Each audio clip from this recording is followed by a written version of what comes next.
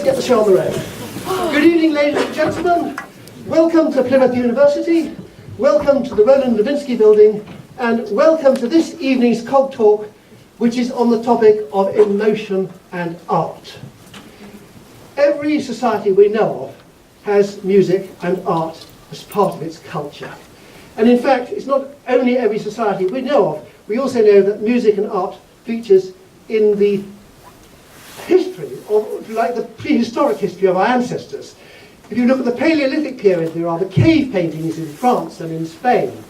And 40,000 years ago, there are bone flutes being made, and also bone and other stone carvings being made, which are rather extraordinary. So art is part of our, if you like, our genetic makeup. It's something which is central to the business of being human.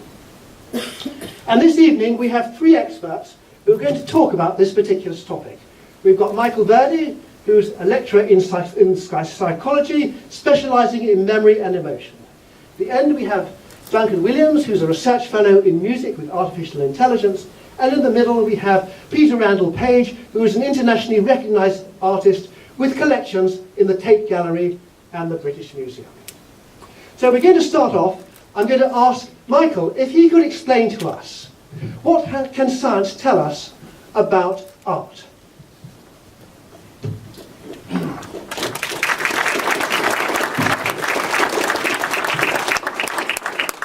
Thank you, Michael.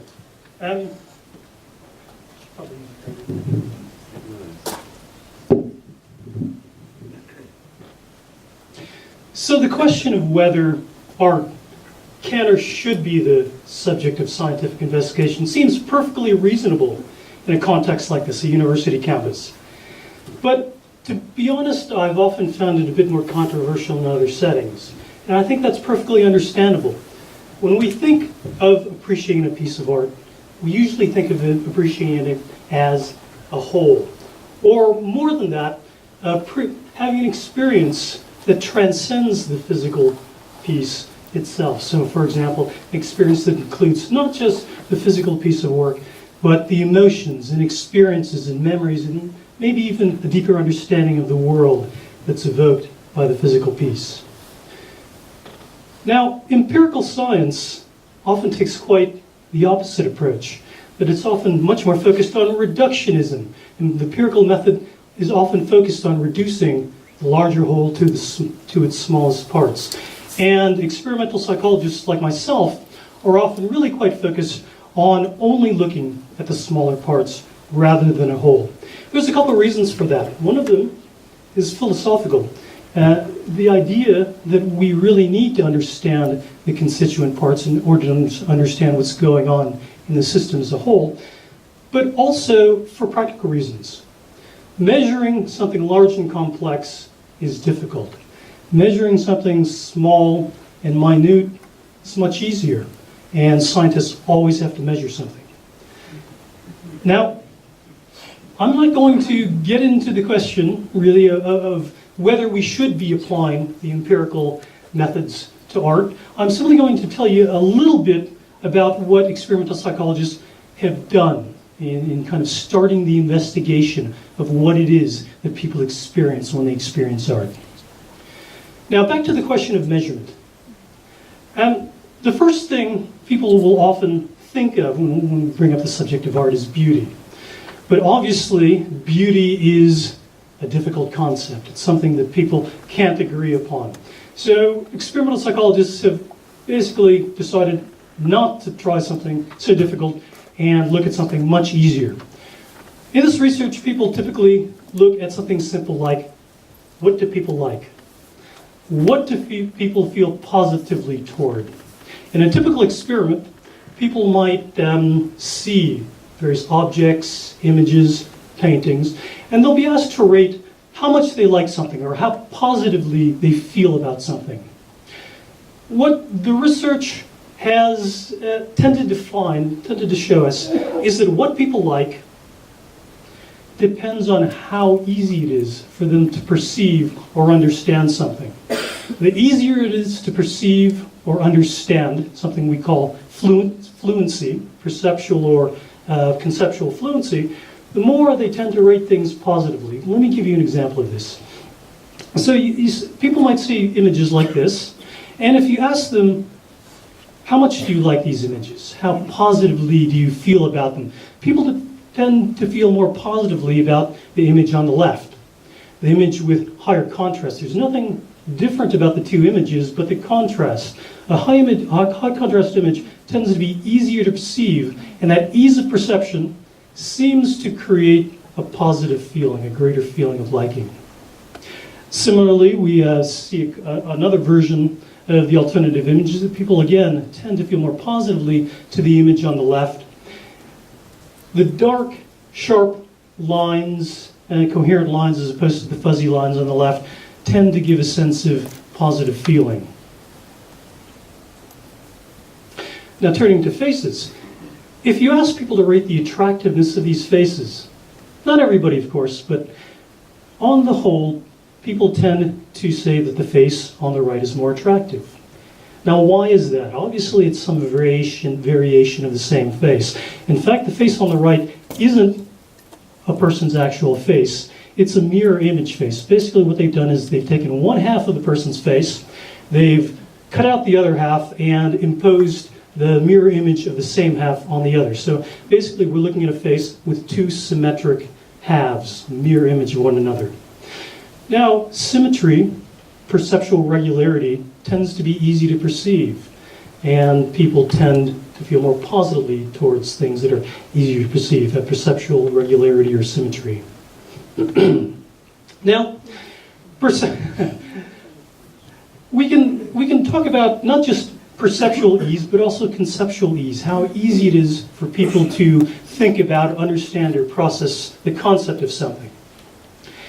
If you when studies that have asked people to rate realistic paintings versus abstract paintings, sometimes found that people tend to feel more positively towards realistic depictions of objects that are easy to impose a meaning on. So you're all familiar with Magritte's "This is not a pipe." In this study, they manipulated conceptual understanding or conceptual fluency without manipulating the image itself, but varying the sort of title people saw with the painting. So some people saw the painting on the left with the title "Tobacco Pipe," very congruent title that makes sense. Other people saw the title on the right, "The Hair," a bit incongruent.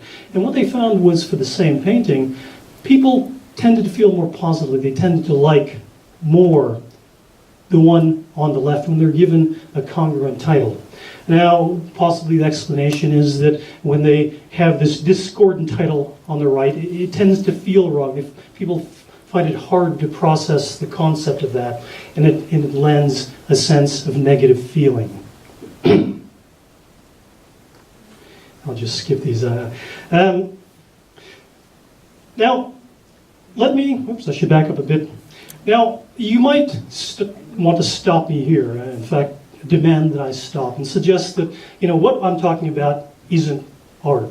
Or at the very least, this idea of things that are easy and fluent to understand, things that are really very superficial is what people tend to like.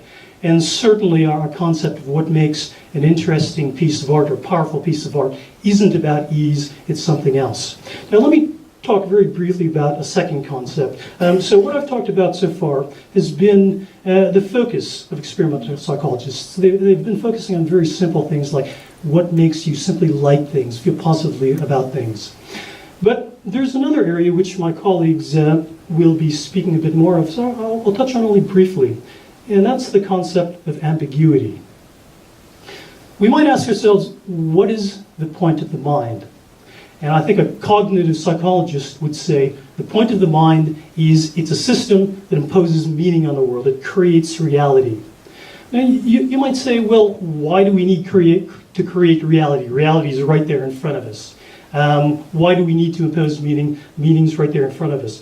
Well, the truth is that we never experience the world in its reality. Certainly there's a material world out there with certain properties. We never experience that world directly.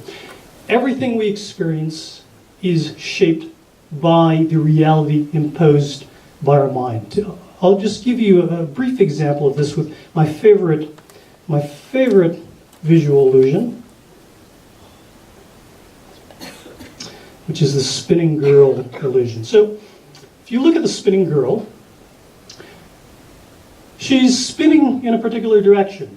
Now, I wonder if you could tell me, raising your hand, if she seems to be spinning clockwise to her right.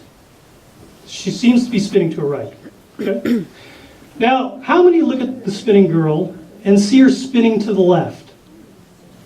So it's about half and half. Now, there's a point. The point to this is that this is one reality. The picture has specific unchanging properties, and yet different people in the audience are experiencing the girl in completely different ways. And in fact, if you want to try to experience her spinning in the opposite direction, a trick to do is to just stare at the bottom of her feet for about 20 or 30 seconds. Just stare at the bottom of her feet without looking at the figure. And when you look up, you might see her spinning in the opposite direction. Now, the illusion of the spinning girl is twofold. First of all, you experience her as a three-dimensional figure. It's clearly two-dimensional, and yet your reality is of seeing her in 3 dimensions with depth. In fact, it's not something you consciously do or you can consciously do away with. That's the reality imposed by your mind. The other reality is that this is an ambiguous figure. There's ambiguous information, and in fact, even though we don't experience the world as being inherently ambiguous, much more of it is than we realize. And what does the mind do when faced with ambiguity? It creates meaning. In fact, it's desperate to always create meaning when something isn't completely clear. And as you see here, especially if you see the girl changing directions, that meaning can change. Your mind can very strongly alter your reality in a split second. So you never experience the world as it is. The world is always filtered through your mind. Now, the cues, the ambiguity here is really fairly simple, but often we're met with much stronger types of ambiguity, and this is the last image I'll show you. So the famous Rorschach ink blot. I won't say anything about the clinical uses of the Rorschach, but the Rorschach is based on a very well agreed upon principle, which is that when faced with ambiguity, people draw, your mind tries to impose a meaning on it. And when the ambiguity is so strong, as in the case of this ink blot, and you don't have cues from the outside world, you draw from within. So the ink blot causes you to draw on your memories, your experience, your emotions, in order to understand what this is. So when I look at it, I see a snake. And once I saw a snake in that picture, every time I look at the picture again, it's a snake, and I can feel all the emotions and memories associated with that. And on that note, I'm going to leave you. So what does empirical psychology have to say about art? A little bit, but not that much. And I think when we talk about things like fluency and pleasantness and what we like, that's certainly nothing but a very superficial step. I think the next step is trying to understand ambiguity and the power of ambiguity to draw out our experiences from a single object and use that to shape our experience of a piece of art. Thanks.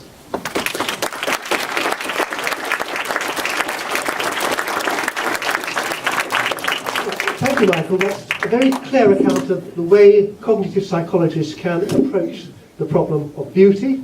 And as Michael has shown, there are several topics we can look at. One is the simplicity of the object, and also the fact that we construct objects. But perhaps it doesn't provide the insight which some of the artists might be looking at. Now, Duncan has been spending a lot of his time looking at the relationship between music and emotion. And now we're going to move much more into an emotional focus. And I'm going to ask Duncan if he can tell us something about his work in this field. Sure, thank you very much.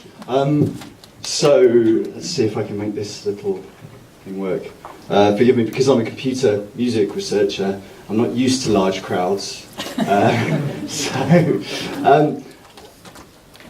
Does it work? Ah, good, it does. So I'm from the Interdisciplinary Centre for Computer Music Research. We're sort of a bit of an oddball department. We have a wide range of interests. This isn't all of them, but but I'm somewhere in this area. We kind of have a feedback loop using psychological perceptual experiments to try and create computer models of music and to actually build working practical systems.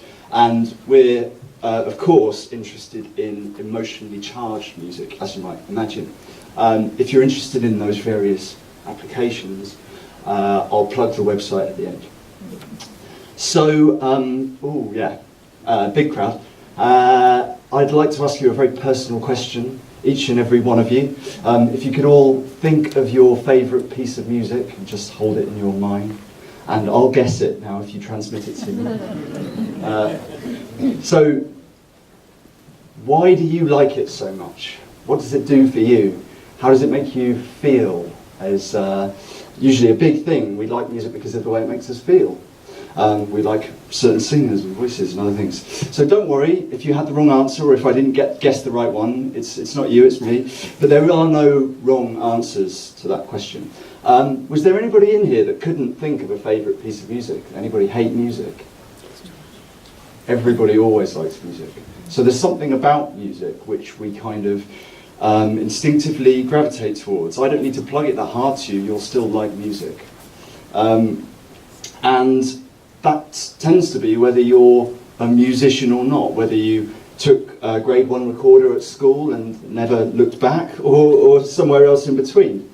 So the last thing I want you to think about is, do you feel that same kind of emotional response every time you hear your favourite piece of music? And again, there's no right or wrong answers. But we're going to come back to this idea. Is it reflecting the way that you feel, or does it change the way you feel? If you put on a piece of happy music, does it then make you feel happier? Are you stuck in a kind of emotional feedback loop with it? Do I have to be sad in order to listen to sad music? And there's a lot of research into music psychology in terms of why people enjoy listening to sad music. And does it matter if I've ever heard this before? Can I tell this is sad music even though I've never heard it before? Can I tell it's happy music? What if I met my wife when I was listening to this piece of music? What if I hate it because I got divorced when I was listening to this piece of music? Or what if I was overjoyed by that? It's okay, she's not here. So, as far as remembering music and memory goes, there are a few little games I'd like to play with you. And I submit to you to start with that you all possess this ability to remember music really quickly, really intuitively. First of all, you don't need to be exposed to it very much in order to remember it. And second of all, you can tell what it is even if you're only given a second or two of music.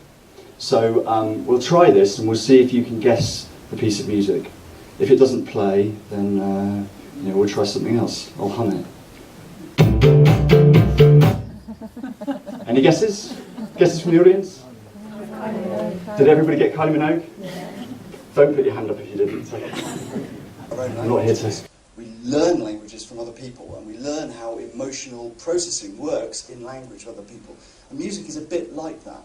So we pick up the sound of these things, we can grab onto them, we can remember them. But when it comes to making up our own ones, suddenly it becomes much, much more difficult. So you often find composers carry around notepads, or I occasionally make music for TV adverts, which we won't go into now. But in case I have a brilliant idea, I phone myself up and leave the la la la on my voicemail, so I don't lose it. That's a bit of a ham-fisted segue. So what we're talking about here is picking up on the composer's intentions and imposing our own emotional intentions on the music. Are they trying to make me feel happy? Are they trying to be uplifting? Or do I just feel that way for other reasons? Have I learnt this piece of music? Is there something else to do with it? This comes back to Michael's point about ambiguous music. And we were talking about this with Peter earlier in the week, and I thought about it and I've decided to put the opposite across. That sometimes composers really try not to be ambiguous for various reasons. How do we know if we're getting what they're getting at? I'm going to play you a couple of examples.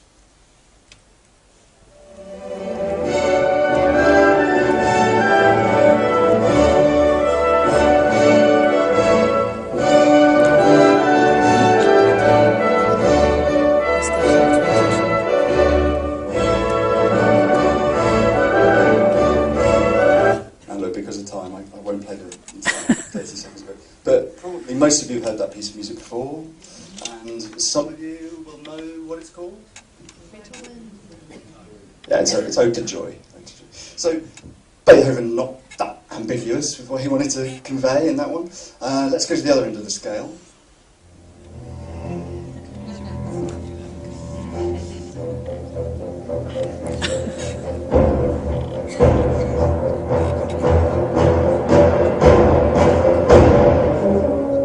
Anybody scared yet?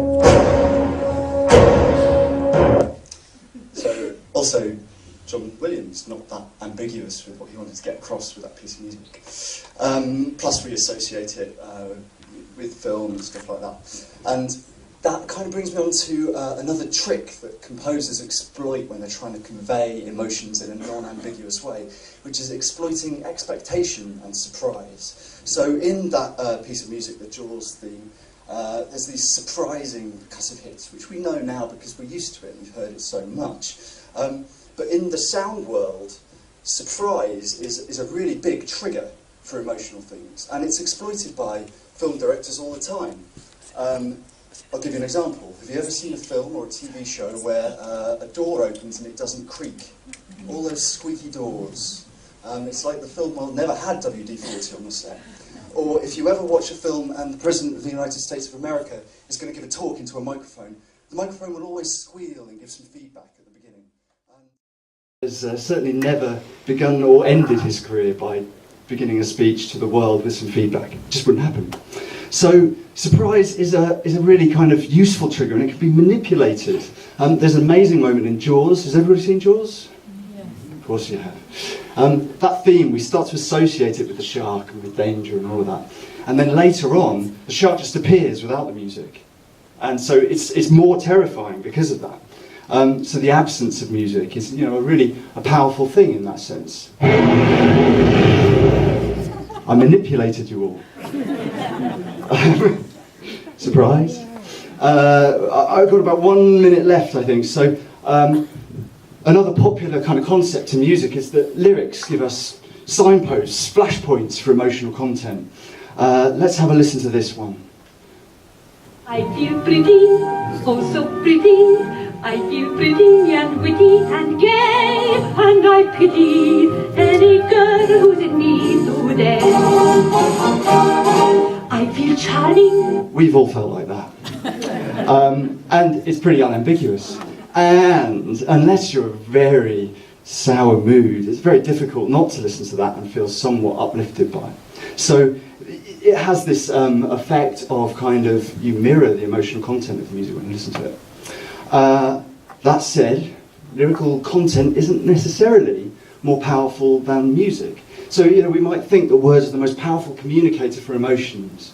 But this is an example. Look at these lyrics, aren't they sad?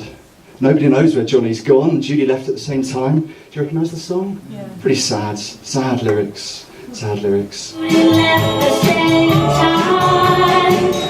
Why was he holding her hand when he's supposed to be mine? It's my party and I cry if I want to. Could anybody really feel sad while listening to that? I don't think so. I'm running out of time, I really would like to play you these last two little bits, if that's okay. So, a big chunk of our work as computer music people is trying to determine what those little bits that Michael was talking about, those tiny elements of music are, that we can trace and impose onto music. And one of them is tempo. If we play something really fast, it changes its kind of context and meaning. And another one is key. So, this is an example of a sad-ish minor key song. Oh no, I said too much. I set it up. And here it is changed into a major key. Oh no, I said too much. I haven't said enough.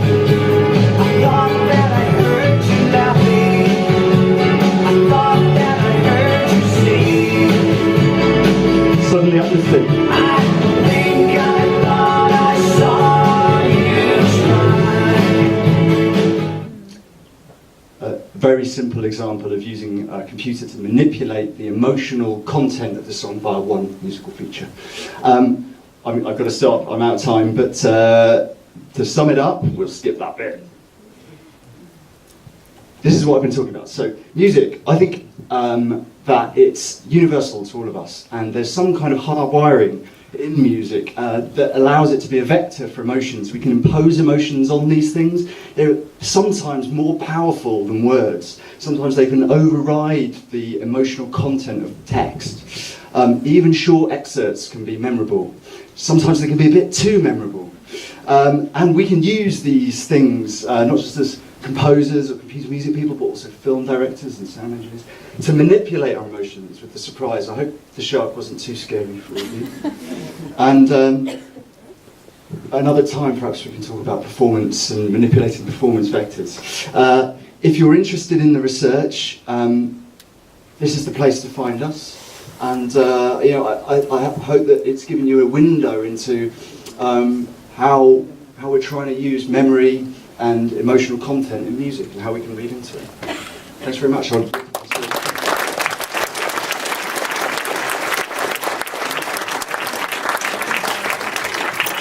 Thank you, Duncan. Again, a very exciting presentation there, and given us lots of insights about how music actually works. Our final speaker for today is Peter, and Peter, of course, is an artist who's internationally famous. If you've been outside and looked at the gallery, you'll see some of his lovely sculptures, beautiful sculptures in marble. He's actually going to be doing a question and answer session afterwards, after this talk, immediately afterwards, so do go and have a look at them. Peter, you come from a different perspective. Can you tell us whether you think science provides all the answers to art, or whether there's a dimension to art which cannot be understood through the scientific method? Peter, please. Thank you very much. Can you hear me without the microphone? Yeah. Yes? I'd rather do it without the microphone for a minute. That was both absolutely fascinating. Some of the things Michael said were really absolutely relevant to lots of things that I think about. I suppose for me, the impulse to make art, the impulse to do science, and even the impulse to have religious belief all come from the same human need to find meaning in things. And I think that's very much what both of you have been talking about, and I completely concur with that. I think there's a few things that Michael said that I would like to kind of pick up on and develop, and I'm sure we'll do that as we move on into the discussion. I've just got a few images that I wanted to show you. Now, how do I do this? Do I go on here or no? On this one? This should be the one. Oh, that should be the one. Okay. I think that's not. Yeah, I'll just go back to the beginning. Yeah, I was just going to show you a few things that I've made in the past, which really are, I suppose, I chose to show because they're to do with the idea of the human desire to find meaning, the kind of ambiguity of cognition, and the way in which we read as much into the world as we read out of the world. And I think, as an artist, one of the things that I'm particularly interested in is that relationship between what we project onto the world and what we read out of the world, and the way that those two things sort of have to balance each other out, and the way in which the relationship between the two of them. This piece is something I made actually for the psychology department at Cardiff University, and I wanted to make something that made the viewer aware of the cognitive process taking place as you view it. So I wanted to kind of put into it as many different kind of cognitive tricks as I could onto a thing that's sort of basically on the outside of a lecture theatre, a plain sort of canvas in a sense of these two walls. Firstly, it's symmetrical, and symmetry has been touched on by Michael earlier on.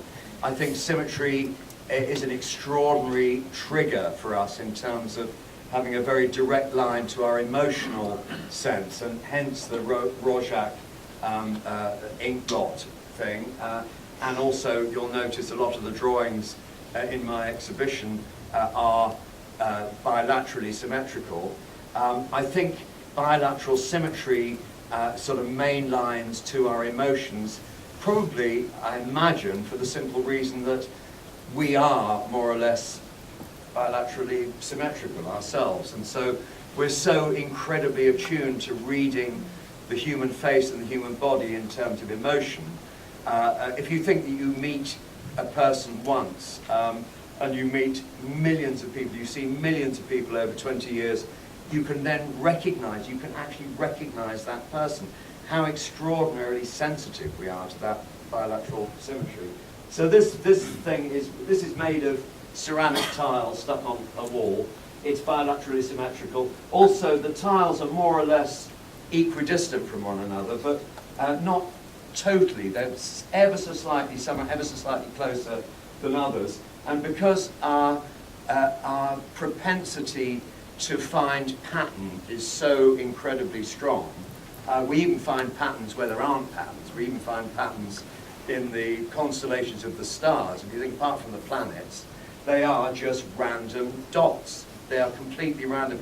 And yet, we have Ursa Major and Ursa Minor, and we have Orion's Belt. We make meaning, we read meaning, we breathe meaning into the world. So, you know, with this thing, which is actually almost equidistant, these spots, but we join them up in our minds. We actually make these kind of these spiraling shapes because we want to find those patterns and those meanings. Also, there's just a close-up of it. It's each tile has its twin on the other side. They were actually made together, so they were made double thickness and then wired in half. So not only is each tile exactly the same shape as its twin, but they're also fired face to face together in the kiln, so they have a symmetry of colour as well. So you've got that complete sort of symmetry. The other thing about this pattern is that it was projected, it was a circular pattern, drawn as a circular pattern of circular shapes, and then I projected it from the other side of the road onto the corner of the building. So when you're standing in this position, it looks more or less circular, and the shapes look more or less circular. But of course, as you move up and down the street, you realise that the ones further back are enormously elongated, rather like you get that sort of stop sign written in the road, and it's all very elongated, but when you're looking at the right angle, so I'm kind of playing with lots of kind of ways that hopefully make one aware of this, of your brain actually making sense of the world, and make you aware that that we are making sense of the world. As Michael said, you know, we are actually having to make sense of things. It's not just appearing on our retina and straight into our brain, end of story. We are actually inventing the world as we see it and as we perceive it. These things above there, they are also made of clay. They actually started off as really rather orderly egg shapes constructed using very simple compass and straight edge Euclidean geometry, and you can play endlessly creating egg shapes just using a compass and a straight edge. And then I introduced the Rorschach, Rorschach rearing his head again. So I then sort of, in a way, subverted that by putting blocks of ink onto my drawing and then folding it in half and building it up gradually, and then made them into these ceramic things. So they're kind of, they've got a lot of order in there, they've got a lot of geometry in there, but they've also got a lot of randomness, but they've also got the order of having absolute bilateral symmetry as well, which I think, again, I think sort of does really have a very strong, I mean, I think Rorschach, I don't know what, I mean, I'd be interested to know what psychologists think about Rorschach now, but I think he was kind of discredited for quite a long time, and I think he's perhaps appreciating a bit of a revival now, but anyway, these are some close-ups of these things. They're called, well, the title of Mind Maps. This piece I just put in because this is actually called Theme and Variation. If you lay spheres together on a flat surface, you've got a very nice, orderly hexagonal packing which can go on infinitely. If you put spheres onto a random undulating surface, other interesting things start to happen. And I'm very interested in the idea of theme and variation in music. I think theme and variation for me is something that I see everywhere in nature. If you, in a sense, the natural phenomena seems to be in kind of dynamic tension between a absolutely universal tendency for spontaneous pattern formation combined with an equally ubiquitous tendency for random variation. And in fact, you know, if you think about the evolutionary process itself, you know, if it was only pattern and no randomness, it would be stasis. If it was only randomness, well, I can't even imagine it. But it does require those two things. So that's called theme and variation. Just a couple of close-ups. Lastly, this is a piece which is actually based on, the kind of pattern here is based on looking at high magnification of chemicals that won't mix.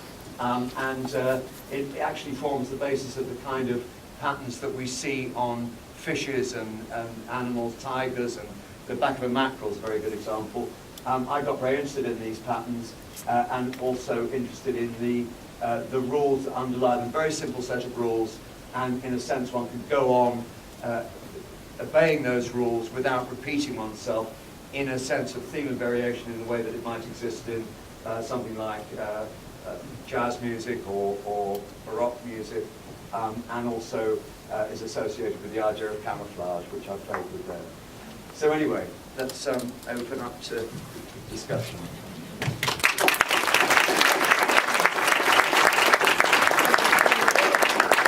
Well, thank you very much, Peter. Lovely, lovely pictures up there. That's really lovely. Okay, this is the time of the evening when it's over to you, the audience, for your questions and your comments to our three expert panellists here. Who's going to start it off? We've got a microphone to roving around. Who's going to start off with questions? Yes, we've got a question at the back. Oh, no, go on. It would be a question about music. So when I was playing the flute, we had a game with my teacher, so playing one scale, and me trying to think hard about an adjective and having her to guess it.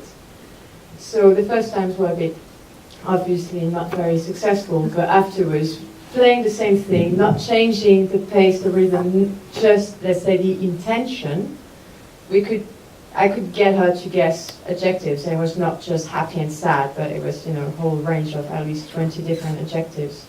So how do we do that? Oh, thanks very much. So, I mean, what you described isn't that far off what a lot of music psychologists do for a living, where they try and assess the quality of a performance, and musicians as performers can express emotional characteristics in the way they play things. As a music psychologist or a psychoacoustician, we might be able to say, well, if you play with the pitch very slightly, or if you very subtly change the dynamics of what you're playing, even if it's the same scale, you can impose different kinds of meanings on it. If you want proof of that, you just need to listen to two different recordings of the same piece of music. One that we were talking about with Peter earlier was Bach's Cello Suites, and there's a lovely recording by Yo-Yo Ma. It's probably the most emotive performance of that recorded, but you don't think so. So play it back to back with a different thing, or play it back to back with a computer rendering of it. I think how we do it, well, it's interesting that we do it, and I think we do it in the same way that just because we say words doesn't mean that they necessarily have the same emotional delivery. And it's all down to the way we say them, not just what we say. I hope that helps. Peter, could you perhaps comment on that? Yes, I mean, I'm not sure, I'm not really qualified to comment too much about that, because I'm not a musician. I mean, I think, in a way, you know, talking about music and the way in which it embodies emotion in so many ways. I think there's something, you know, that Michael said at the beginning, that we're actually attracted to things which are kind of quite simple to understand. You know, that you were talking about visual things, but maybe, you know, musical things as well. I'm not sure whether we're not quite attracted also to things which are where we're aware of the underlying structure, but actually the excitement and the kind of rather tantalizing thing of it going quite a long way away from the underlying structure, and almost the fear that you've lost it. And I'm talking about music, but I'm also talking about visual things as well. There is something extremely attractive about the kind of tension between still having a sense, even if it's just still in your head, of the underlying theme, but the variations are going way, way away in the way that you couldn't possibly. I mean, you know, I think there is a kind of a human desire and excitement about that. I don't know what you think about that. Okay, we've got one other question at the back. It's not really a question, it's more an issue that I would value any comments or views from you. It actually sparked from the first presentation from Michael, but I would appreciate thoughts from anyone. You talked about, you know, that we are attracted to simplicity and conceptual or visual simplicity, and you said something about aesthetic, but you didn't expand on it. One of the things that was striking, because we always talk about art and kind of visual and music, but one of the things I noticed when you read physics books, even something like cosmology, when they come up with the complicated equations, and they come to a point they want to decide which one is the one that they would agree and use it, one way that they describe it is something is simpler, is more elegant, or that's the physicists use. So there is a kind of a emotional, aesthetic view that they use in a very pure physics, science to explain how the universe works. I just want to know your thoughts about it in relation to this. Okay, we'll start with Michael on that. Sure, thanks. Now, as far as physics goes, I suspect that a physicist would look at those equations and think, oh, how beautiful it is in its simplicity. The rest of us would look at it, kind of die. So there's a big part of how we appreciate things, and whether we think things are simple or beautiful or elegant really depends on the knowledge we bring to it. Now that said, is simplicity? Well, I mean, why do we like simplicity? Maybe that's the question you're trying to get at. And so there are different possible explanations. I mean, an evolutionary explanation that people often like to throw up is that simplicity is something that's familiar, not challenging. So when we're walking on the plain, blades of grass are nice. We love blades of grass. A piece of food or a rock, those are nice. Something challenging and complicated is probably going to eat us. So we don't like that. So we like things that are familiar and simple because they're safe. And things that are new and challenging and complicated, we tend to have a negative reaction to them because we have an association of danger. Now, how far we can take that sort of explanation, I think, can be questioned. But that's one of the most common explanations for why we seem to have this deep-rooted and fundamental attraction to things that are simple and not complex and familiar. Well, yes, I mean, again, in a sense, it slightly comes back to what I was just saying before, but I think there is a way in which we also quite enjoy the kind of the difficult things. I think we do, because otherwise, why would we enjoy Bach or, you know, the cello sonatas, for example? You know, I mean, of course, they've got wonderful structure, but they're quite complicated. They're quite complicated, quite difficult. Why do we enjoy, you know, jazz? You know, it's not the straightforward thing. It's not just the dum-de-dum-de-dum. It's kind of going off miles away. Why do we enjoy, well, maybe we don't all enjoy, but why do some people enjoy Jackson Pollock's paintings, for example? You know, they're not simple and clear, and they're not symmetrical. They're not. So I think there's a delight and a pleasure in actually the things which don't have the pattern, which don't have the regularity, and where we're actually struggling to find the regularity. And I think there's a kind of there's a frisson about that for human beings, for me anyway. I don't know. I agree with everything you've just said, and I just would add that in music I think we tend to like a little bit of both depending on the context. So if you imagine a really simple song, Happy Birthday to You, you can take a lot of pleasure in singing that to your son or daughter on their birthday. You probably wouldn't want to hear it on the radio every morning driving to work. Equally, listening to a very complicated piece of jazz when you're stuck on the M25 in a traffic jam, completely maddening. But if you have time to sit down and listen and appreciate the form and the challenges of it, then it becomes something you can really engage with. So sometimes something really complicated is more rewarding than something very simple. But it depends on the context. Oh. I'll pass the baton back. The next question, we've got one over here and then one over here, okay? The gentleman over here first. We've got the microphone just coming.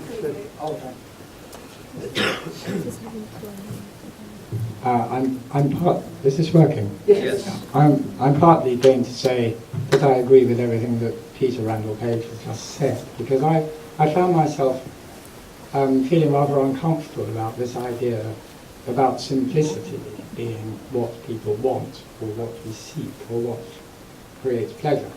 I also found myself that the whole idea of the sort of scientific exploration of art, really, and the idea of what do we like and what do we don't like, is also far too simple. It doesn't really, it tells you nothing really. What do we like, what do we don't like? Because immediately you want to say, well, what is the quality that you like? And anything that's interesting, you like some bits and you might hate others. But particularly about music and about simplicity versus complexity. If you think about, this bit actually brings science and arts together. If you think about infant development, when you're working with babies, they're fascinated by what you do. If you really key into them, and a lot of researchers do, of course, but they very quickly get bored. And what they get bored with is somebody who does the same thing more than about 4 or 5 times. If you want to keep their attention, then you have to change it a little bit. And that's what makes it interesting, is because it isn't simple, and I think that simplicity in itself is actually really dull. And also when we're talking about music, the idea that I think only meretricious music plugs one emotion is not really worth bothering with. It might be a slightly elitist comment, but I think it's true. I think the point is that if you think about, I mean, even the Ode to Joy, yes, sure, it's joyful, but it's part of the Great Ninth Symphony. The Great Ninth Symphony is about the whole of being alive, if you like, the whole struggle, of Middle European existence, really. What the hell is happening to us, the calculate, and is it all right or not? And Beethoven really communicating, enormously complex ideas. And if one thinks about, his late string quartets, they don't give you. If I listen to a late string quartet, I don't listen to it because I want to feel the thing that I always feel when I listen to what is run through its spoon. Because it helps me to process wherever I am. It puts me in touch with my, the deep things going on inside. So I guess what I'm saying is complexity is much more important to us than simplicity, unless you're trying to manipulate people. And regrettably, that's what's happened to the human race, is we're being manipulated into destroying ourselves by people who want to make money out of us. Absolutely fascinating comment. Thank you so much. That's been wonderful. Well, there's a real challenge to our 3 panellists. There are several challenges there. There's the challenge of the simplicity issue. There's the challenge of to what extent science is actually able to provide insight into music and to art. And I'm going to ask each of our panelists, starting with you, Michael, to respond to whichever part of that particular very articulate and clear criticism which is coming. Absolutely. In fact, there's not a word that you said that I don't agree with. I absolutely agree with that. And I think this is a momentary limitation of the science, if not an ultimate limitation, in the sense that with any science, we start with the simple questions. And as I said, something like beauty or complexity is beyond our grasp at the moment. Something stupendously simple like, do you like this? Does this make you feel good? Is easy. And in the study of emotion, we're beginning to get to grips with very basic emotions like dislike, complex emotions, curiosity, challenge. I mean, to me, as just an intuitive appreciator of art, to me, great, interesting art is about something that really challenges me. And that sort of emotion, the desire for challenge or difficulty, is really quite odd when you think about human evolution. So things like and dislike can be tied to things that actually have a function in our life. Why do we seek challenges? Why do we seek difficulty? And yet that's often what the greatest art gives us, challenge and difficulty. So I would say baby steps. I think that certainly the science is nowhere close to starting to answer the questions of not only what is it about complex art or difficult art that makes us appreciate it, but why do we even appreciate or want that in the first place? But I think that eventually we'll get there. No, I really enjoyed your comments as well. I think there's a kind of there's a way in which we enjoy being. I think there's a simple. It's actually. I think there is actually quite a simple. You're talking about simplicity being something which is a way in which we. Is something a way in which we can be manipulated, and that's very, very straightforward and obvious simplicity. I think there's a very simple pleasure in finding pattern and meaning in things which are difficult to find pattern and meaning in. I mean, when you've got the very simple pattern, when you've got the absolutely symmetrical faces we saw here, I mean, I couldn't really see properly, but I've seen those images before. To me, the mirror image face that you showed looks uncanny and weird and disturbing and like some kind of alien or something. And if you met somebody like that, I would be seriously frightened, and I might not even know why, but none of us are absolutely bilaterally symmetrical, we're generally. And I think that, but going back to the point about the simple, basic human pleasure in having to work at finding meaning, not being given it on a plate, but actually having to work at it. And I think this is why I enjoy jazz music. It's why I enjoy lots of art that is not completely obvious and straightforwardly presented. And hidden deep in it are extraordinary symmetries, extraordinary strong structures, but you've got to work to find them. And I think the same thing applies when you're looking at nature. I've spent a lot of time analysing the underlying sort of geometries of the way plants grow, for example. Of course, no two plants are alike. No two oak leaves are alike, no two pebbles are alike, no two human faces are alike.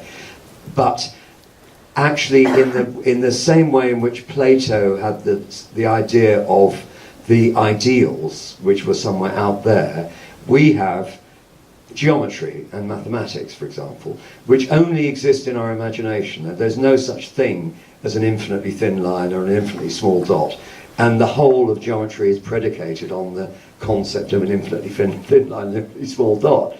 So it is something that exists in our imagination, but we can kind of, we perceive it by inference, by seeing all the incredible variations in the natural world, and we then infer an underlying Platonic-like ideal. And I think there's a real profound pleasure in perceiving that non-existent sort of Platonic absolute underlying all the variations.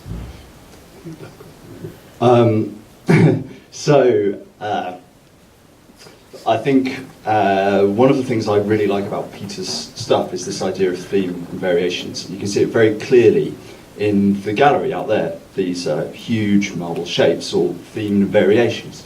And of course, we need that for music too, because the variations rely on having the frame of reference. Otherwise, it's very difficult to make sense of it. Computer-wise, we can actually make completely randomized music, and it's really unenjoyable, although it's incredibly complex. Does anybody in here dance? Ever danced? Very difficult to dance to complicated music. Very, very, very difficult. So, sometimes simple music does have its uses, even if it's not to manipulate you, unless you feel like you're being manipulated into dancing, which you do at some parties, I understand. Simplicity in and of itself isn't necessarily a bad thing. And also, there are other reasons to try and break these things down into smaller, manageable chunks. One of the things we're interested in our lab is trying to help make communicative devices for people that are otherwise unable to communicate. So if you imagine a locked-in patient, we use brain reading technology to map things onto musical features and to try and communicate that person's affective state. So we can't do that without having some kind of underlying understanding of the building blocks of those bits of music and how they correlate. Although, of course, it is possible that you could use that stuff to try and manipulate someone into feeling afraid, like horror films often use the same kinds of musical techniques and motifs. But I think complicated music, just like complicated art, needs a frame of reference or it becomes unintelligible. Okay, we've got time for just one more question, and the gentleman over there. Yes, thinking about a frame of reference and talking about, you were talking about having to work to find meaning. I was thinking about the tension between potentially universal and culturally determined expressions of emotion. So, to what extent is form actually directly related universally to emotional interpretation? I'm thinking, I do research on language, and there was research on language showing that several emotions, mainly negative emotions, can be picked up easily between cultures. So you can't understand what people are saying, but you can pick up fear or disgust or sadness related to variations in pitch, for instance. So higher pitch tends to be submissive and smaller. So these universal expressions of emotion, but most positive expressions of emotion seem to be more culturally determined. So with the exception of perhaps joy, but beyond that, they seem to be culturally determined. And there's a suggestion that there may be evolutionary reasons for this in terms of it may be advantageous that our positive expressions of emotion are kept within the group. Okay, so there's this tension between potentially universal things where form and interpretation are related, and then culturally determined emotions. So I'd be interested in your thoughts. Well, I'm going to ask each of my panelists to respond to that, but can you be brief, because we are actually already out of time. Can we start with Duncan first, and then Peter, and then Michael? Psychoacoustically, lots of those cues apply to music as well. Really obvious one is everything about loudness. It can be used to express bombastic or intimidating kinds of sounds, and I can well imagine that evolutionarily there's some purpose to that. I won't say too much more because it's... No, it's really an interesting subject. I mean, I think, if you listen to the way that mothers talk to their babies throughout the world, the same kind of sing-song pattern it seems to exist in any different language. I think we perhaps, in a post-colonial age, we perhaps become a little, in my opinion, a little over obsessed with the cultural context of things, and we've kind of slightly forgotten that all the artifacts and art and music are made by other human beings, and we understand it on one level just by virtue of the fact it was made by another human being, that we're a human being as well. I think that sometimes we can overcomplicate people, and I was just giving an ode to complexity, but on the other hand, I think people in some ways are much simpler than the complexities of different cultures and different societies and we can give credit for. A lot of emotion, I think, is embodied. It comes from our physical body, from the physical characteristics of the world around us, rather than the superficialities of culture. And I think when we're talking about many of the basic emotions that you're referring to, that's coming from something that's really common across cultures, simply because we share the same physical bodies and the same biology. Well, thank you very much. We are, I'm afraid, out of time. So let me just remind you that there will be a question and answer session in the gallery if you have more questions to ask people. So they will be there answering questions. And I have been told that if you look at these lovely marble sculptures, you are allowed to touch them as long as you haven't got scratchy rings on your fingers. And let me tell you, having done this, it's the most beautiful tactile experience. So I would encourage you to feel these beautiful objects, which Peter so kindly presented across. So before I just thank the audience, our speakers, let me just remind you that next month's CogTalk is on March the 20th.